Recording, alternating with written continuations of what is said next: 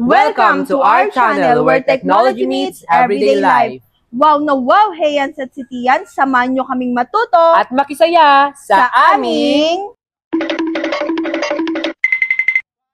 Eskwela Simplify!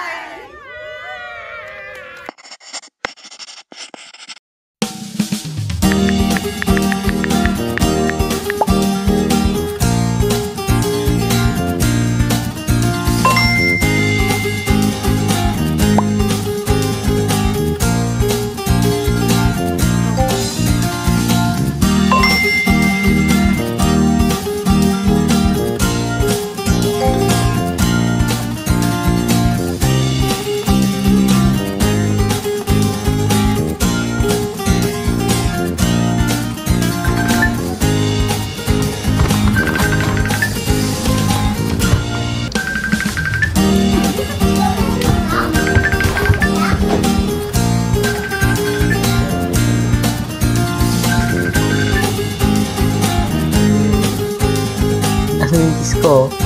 Dali. Ne? What happened? Ano ba yan? Kangat, tatawagan ko yung internet provider. Hello po. Good afternoon. Wala pong signal yung wifi namin. Hindi ako makakonect. Tapos, kausap ko pa naman yung pinaka-importanting person sa live ko. Opo. Ayos po. Sige po sir, may I have your name and address para ma-check po ng lineman namin? Dito po sa Maligaya Street, lot 5 po.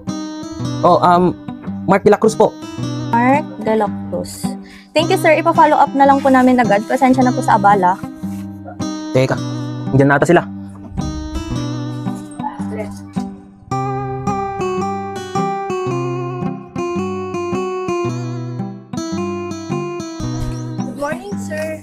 Oh, good morning. Kilala niyo po ba si Sir Mark de la Cruz? Ay, ako yun. Ay, sir, kami po'y mag-ayos ng linya. Ay, kayo ba? Sige, dito na. Bilisan nyo.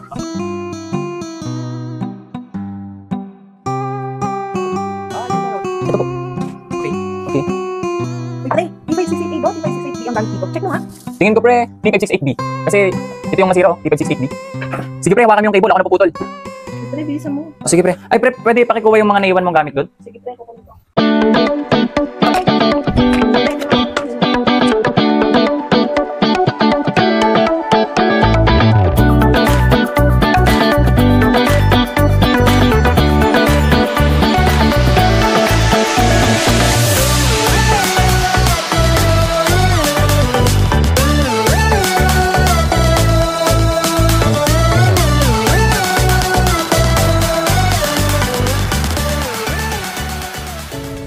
Sir, okay na po. Teka, saglit. Itatry ko. Sige po. Ayun, okay na, sir. Thank you po. Okay na. Salamat din po. Sige po. Thank you po, sir. Ingat po kayo.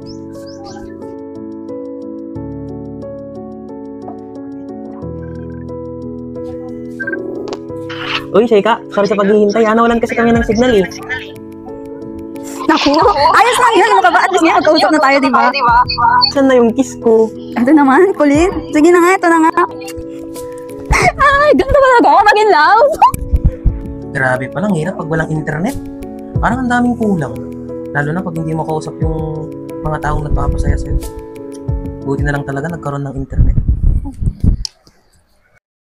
Good day class! So today we will learn about the two important wirings used in Ethernet cable, which are the T568A and T568B.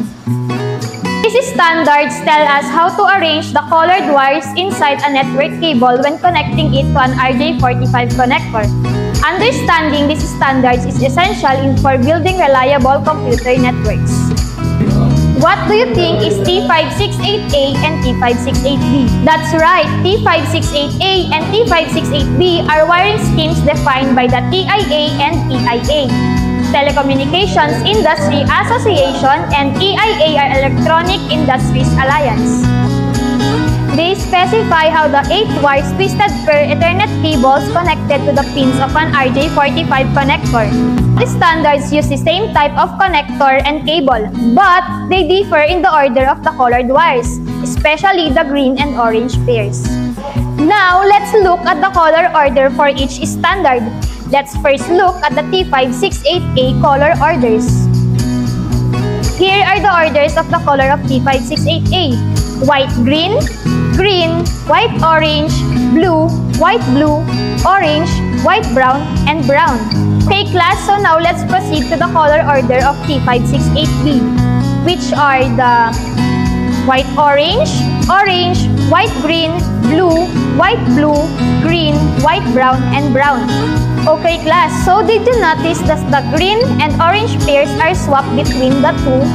Did you know that T568A and T568B both support the same network speeds and protocols? Both ends wired with the same standard like T568A to T568A and T568B to T568B. Straight-through cables used to connect different devices like a PC to a switch. What is straight-through cable? Straight-through cable are the T568A to T568A, while T568B and T568B, we call it crossover cables. It connects similar devices like switch to switch or PC to PC. Okay, class, to wrap up our lesson for today, T568A and T568B are the two wiring standards that differ only in the position of the green and orange wire pairs. Both are valid and perform equally well, but consistency is the key. Always check your network connections and local standard before choosing which one to use. Maraming salamat sa panonood mga ka-TechWise! Marami ba kayong natutunan ngayong araw? Kung marami, i-scan lamang ang QR code at sagutin ang inyong pagsusulit. Don't forget to like, share, leave a comment, and of course, subscribe to our channel. And click the bell button for more updates. Bye!